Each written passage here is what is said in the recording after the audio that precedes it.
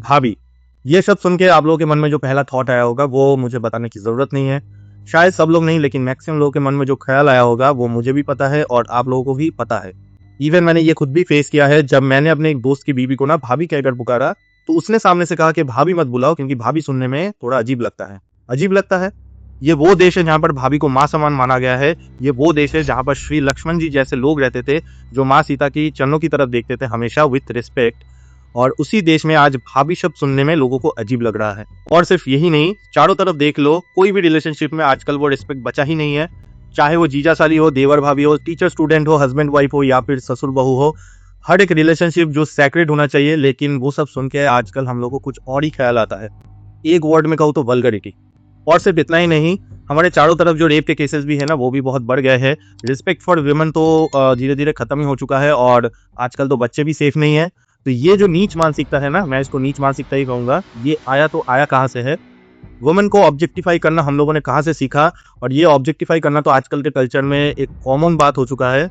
और बुरा मत मानना, इसके जो तार है ना, वो कहीं ना कहीं महाभारत के टाइम से भी जुड़ा हुआ है। तो वीडियो पूरा एंड तक देखना, मैं धीरे धीरे डिटेल में सब बताता जाऊंगा और एंड तक आप लोगों को ये भी बताऊंगा कि ये जो माइंडसेट है ये कैसे महाभारत के टाइम से भी जुड़ा हुआ है। यदा यदा हि धर्मस्य ग्लानिर्भवति Bharat. Coming in from Bengaluru, CCTV footage playing out on your screens at the moment has surfaced of a horrific युद्धानाम धर्मस्य तदात्मानं सृजामि। Molestation saga from Madhya Pradesh. Shocking incident has surfaced from Indore. A disturbing incident. परित्राणाय साधूनां विनाशाय च दुष्कृतां। Tamil Nadu student gang के for have now been nabbed. It's a late encounter that was धर्म संस्थापनार्थाय संभवामि युगे युगे।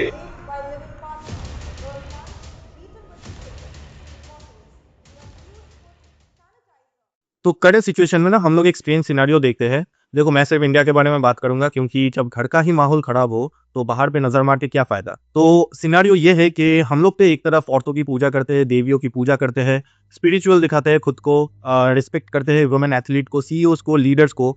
लेकिन वही दूसरी तरफ ना हम लोग औरतों को ऑब्जेक्टिफाई भी करते हैं, उनको डिजायर के नजर से भी देखते हैं और कभी कभी तो हिंसा भी करते हैं। और ये माइंडसेट आया है वो सब वल्गर मूवीज और ऐप से, जो मूवीज और सीरीज के नाम पर ना सिर्फ वल्गरिटी दिखाते हैं। फेक रोमांस, मिसलीडिंग फैंटेसीज और चीप सेंसुअलिटी दिखाना ही इन सब का काम होता है। हर एक रिलेशनशिप जो सपोज टू बी सैक्रेड होना चाहिए, उसमें हद पार वल्गरिटी दिखाएंगे। फॉर एग्जाम्पल, जीजा साली, देवर भाभी, टीचर स्टूडेंट। सोचो, इन लोगों ने एजुकेशन को भी नहीं छोड़ा है। जिस देश में टीचर को गुरु माना जाता था और अटमोस्ट रिस्पेक्ट हुआ करता था जिनके प्रति, उन रिलेशनशिप को भी इन लोगों ने नहीं छोड़ा है, पूरा बर्बाद करके रख दिया है। ये सारे प्लेटफॉर्म, मूवीज और सीरीज जो होते हैं ना, वो लव एंड रेस्पेक्ट प्रमोट नहीं करते हैं। They only promote consumption of bodies. Social media पर भी आप लोग जाओगे तो आप लोगों को ये माइंडसेट दिख जाएगा थ्रू कमेंट्स एंड वीडियोस। और ये सब जो सोशल मीडिया प्लेटफॉर्म्स होती है ना, ये भी ज्यादा से ज्यादा ऐसी कंटेंट को पुश करती है ताकि आप ज्यादा से ज्यादा ऐसे कंटेंट देखो। और ऐसी ऑब्सेशन दिखा दिखाकर आप लोगों को ना इनसिक्योर किया जाता है। और लोग जितना इनसिक्योर होते हैं वो उतना ही ऐसी जो कंटेंट्स है वो कंज्यूम करते हैं। देखो, सोशल मीडिया वालों को भी पता है कि जितना वो लोग ये कंटेंट दिखाएंगे उतना ही लोग इसको देखेंगे और क्या होगा, डोपामिन रिलीज होगा। और डोपामिन जब बिना काम के, बिना मेहनत के रिलीज होने लगता है ना बहुत ही इजीली, तो बॉडी ना उसमें हैबिचुएट हो जाता है। तो नेक्स्ट टाइम जब आपको डोपामिन लगेगा, फिर आप सोशल मीडिया पर जाओगे, फिर सब वही कंटेंट कंज्यूम करोगे। और जितना आप इसको कंज्यूम करोगे उतना ही सोशल मीडिया वालों का इनकम होगा। तो ये एक ना विशियस साइकिल बन जाता है और ये चलते ही रहता है। और ये सोशल मीडिया वालों को पता है। और इसका जो सबसे ज्यादा इफेक्ट होता है ना, वो यंग जनरेशन के ऊपर होता है। देखो, होता तो सबके ऊपर है, लेकिन हमारे देश में सबसे ज्यादा नंबर में जो है वो युवा है। लेकिन कहने में खराब लगता है, जिस देश में युवा को एजुकेशन पर, करियर पर, काम पे, बिजनेस पे, वेल्थ क्रिएशन पर ध्यान देना चाहिए, उस देश में युवा जो है वो ज्यादा से ज्यादा फोन पर टाइम बिताते हैं। और चाहो या ना चाहो, कहीं ना कहीं से ये सब कंटेंट फिर आप लोगों को दिख ही जाएगा। इसी के चलते ना हमारे सोसाइटी में जो आजकल औरतों के केस में क्राइम्स है ना, वो बहुत ही बढ़ चुके हैं। आप कितना भी झुठला लो इसको, लेकिन यही फैक्ट है। Unnao case, Hyderabad gang, Nainital child case, Kolkata medical college case, UP madrasa case, Nirbhaya कांड तो आप लोगों को पता ही होगा। और यही तक नहीं, आजकल तो फॉरेन टूरिस्ट भी सेफ नहीं है। एक इजरायली टूरिस्ट आई थी अपनी पार्टनर के साथ इंडिया घूमने, और उस लेडी का किया गया, गैंग हुआ और उनका जो पार्टनर था उनको मार दिया गया। फिर कुछ दिन पहले बहुत सारे न्यूज़ आए थे जहाँ पर लड़कियों को काट के सूटकेस में बंद करके फेंक दिया जाता था, आप लोगों ने सुना ही होगा। फिर कुछ दिन पहले एक वीडियो वायरल हुआ था जहाँ पर एक ससुराल वाले अपनी बहू को जिंदा जला देते हैं क्योंकि दहेज नहीं दे रहे थे वो लोग। ईप टीजिंग और फ्लर्टिंग तो आजकल ऐसे कॉमन हो चुका है जैसे कोई खाना खाना हो। लेकिन इसमें सिर्फ दोष मर्दों की नहीं है, इसमें औरतों का भी कुछ हद तक दोष है। देखो, मैं वीडियो के पहले एक बात क्लियर कर देता हूँ कि मैं जो भी बोल रहा हूँ ना, वो मैं अपने मन से नहीं बोल रहा हूँ। हर एक चीज़ का डेटा है, हर एक चीज़ रिसर्च करके डेटाबेस की फैक्ट है। आप लोग इजीली नेट पे जाके सर्च कर सकते हो इन सब बातों को, और आप लोगों को बहुत सारे आर्टिकल्स, न्यूज़, वीडियोस मिल जाएंगे, तो आप लोग इजीली चेक कर सकते हो। और एक बात है कि मैं जो भी बोल रहा हूँ वो सबके लिए नहीं बोल रहा हूँ। कुछ लोग अच्छे होते हैं, कुछ लोग बुरे होते हैं, तो आप कौन से साइड में आते हो वो आप लोग खुद ही डिसाइड करना। मैं खुद के बारे में बता देता हूँ। मैं आज जिस जगह पर हूँ वहां से जब मैं अपने पास्ट को देखता हूँ ना, तो मैं भी वैसे ही था। मैं कोई दूध का धुला हुआ नहीं था।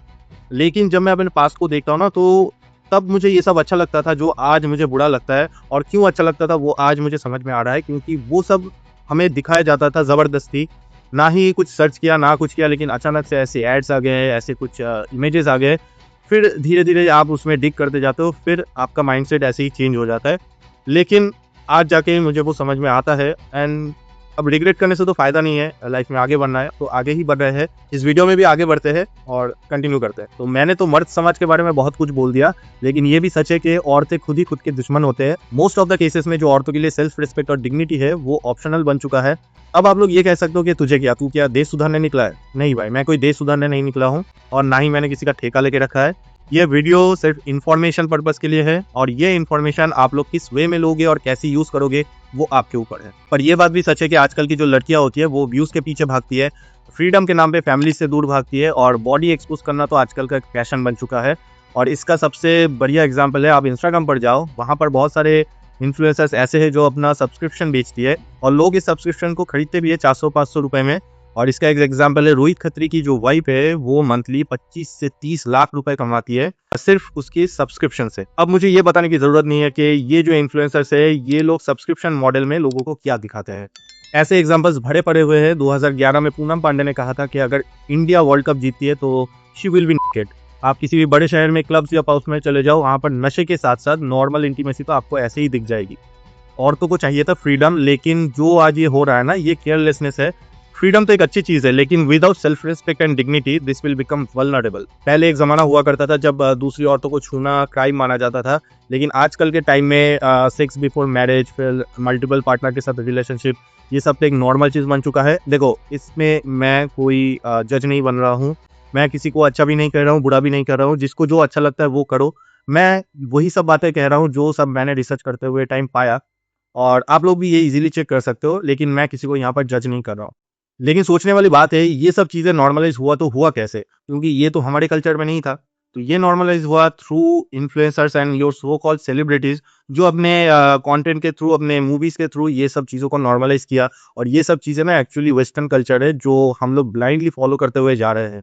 लेकिन अब मैं जिस चीज के बारे में बात करने वाला हूँ शायद वो थोड़ा कॉन्ट्रोवर्शियल हो जाए, लेकिन फिर भी मैं बोलूंगा जो भी मेरे मन में है। आप लोग बताना कि मैं सही हूँ या फिर गलत। तो जब मैं इस वीडियो के लिए रिसर्च कर रहा था तो मेरे मन में एक बात आया। हम लोग ना कभी कभी एक गलत कैरेक्टर को अपना आइडल मान लेते हैं। महाभारत में एक ऐसा ही कैरेक्टर था जिसको हम सब लोगों ने आइडल मान लिया, लेकिन शायद वो गलत था। मैं बात कर रहा हूँ सूर्यपुत्र कर्ण की। कर्ण महाभारत में एक ऐसा कैरेक्टर था जो डिवाइन पावर के साथ जन्मा था, लेकिन उसके बाद भी उसको हमेशा सोसाइटी से रिजेक्शन और ह्यूमिलेशन ही मिला, और वो हमेशा अपनी आइडेंटिटी और डिग्निटी के लिए लड़ता रहा। मे बी उसका जो स्ट्रगल था, उसकी ताकत और खुद के लिए लड़ना, ये सब इंस्पायरिंग हो सकता है, लेकिन कभी भी स्ट्रगल काफी नहीं होता है किसी इंसान का कैरेक्टर बताने के लिए। Character is not tested in suffering, but suffering के बाद जब इंसान सक्सेसफुल होता है ना, तब जाके उस इंसान का असली कैरेक्टर पता चलता है। कर्ण में शायद लाखों गुण होंगे, लेकिन उसने एक गलती कर दी। उसने एक औरत की बेइज्जती कर दी। द्रौपदी, जो कि एक औरत थी और उससे भी ऊपर एक महारानी थी, जब उनको भरी सभा में घसीटा गया और उनके इज्जत के ऊपर हाथ डाला गया, तो वहां पर बहुत सारे महावीर थे जो इन सब चीजों को चुपचाप देख रहे थे। लेकिन मैंने पर्टिकुलरली कर्ण का नाम लिया, क्योंकि कर्ण ही वो था जो गुस्से और घमंड में इतना चूर हो चुका था, जिसने द्रौपदी को वेश्या कह दिया और अपमान की सारी हदें पार कर गया। और मैंने कर्ण का नाम इसलिए लिया क्योंकि आज अगर मैक्सिमम लोगों को आप पूछोगे ना कि महाभारत का फेवरेट कैरेक्टर कौन सा है आपका, तो वो कहेंगे कर्ण। और वो लोग शायद कहीं ना कहीं एक नारी का जो इंसल्ट है उसको इनडायरेक्टली सपोर्ट कर रहे हैं, जाने अनजाने में, लेकिन कर रहे हैं। क्योंकि लोगों को ना रेबेलियस पसंद है, रेबेल लोग बहुत पसंद है। उन लोगों को लॉजिक नहीं समझना होता है कि क्या हुआ था एग्जैक्टली, नहीं हुआ था। नो डाउट कर्ण एक महारथी था, बहुत ताकत था उसमें, लड़ने की क्षमता थी, लेकिन उसका जो ये गलती है ना, ये कहीं से भी एक्सेप्टेबल नहीं था। एक औरत का जो इज्जत होता है ना, वो उसका गहना होता है, राइट? हम लोग के कल्चर में ऐसा ही कहा जाता है, और उसके ऊपर उसने डायरेक्ट अटैक कर दिया था, और उसको ही लोग ज्यादा सपोर्ट करते हैं। और आयरनी पता है क्या है? जिस इंसान ने अपनी सारी जिंदगी ह्यूमिलेशन सहा, रिजेक्शन सहा, उसी ने खुद एक औरत को ह्यूमिलेट कर दिया सबके सामने। शायद उसने खुद बहुत पेन झेला होगा जिंदगी में, लेकिन पेन कभी भी क्रूएल्टी को जस्टिफाई नहीं करता है। Injustice never justify the insult of others. अब मैं ना सोच रहा था कि मैं इसके सॉल्यूशन के बारे में थोड़ा बात करूंगा कि क्या स्टेप लिया जा सकता है, नहीं जा सकता है, लेकिन फिर मैंने सोचा कि जिन लोगों को इन सब के बारे में सोचना चाहिए, इन सब के ऊपर स्टेप्स लेना चाहिए, काम करना चाहिए, उन लोगों का खुद का जो माइंडसेट है वही करप्ट है। फॉर एग्जाम्पल, रिसेंटली छत्तीसगढ़ के हाईकोर्ट ने अपने ज्ञान के पिटारे से एक महान ज्ञान निकाला और कहा कि एजैकुलेशन विदाउट पेनिट्रेशन रेप नहीं माना जाएगा। मतलब अगर आप एक लड़की के साथ जबरदस्ती करते हो, उसका कपड़े फाड़ देते हो, उसके साथ संबंध भी बनाते हो, लेकिन जो इजैकुलेशन होता है वो बाहर होता है, तो फिर उसको रेप नहीं माना जाएगा। ये था उनका महान ज्ञान। और ये है कांग्रेस एमपी रमेश कुमार, जिन्होंने असेंबली में कहा है कि when is inevitable then lie down and enjoy.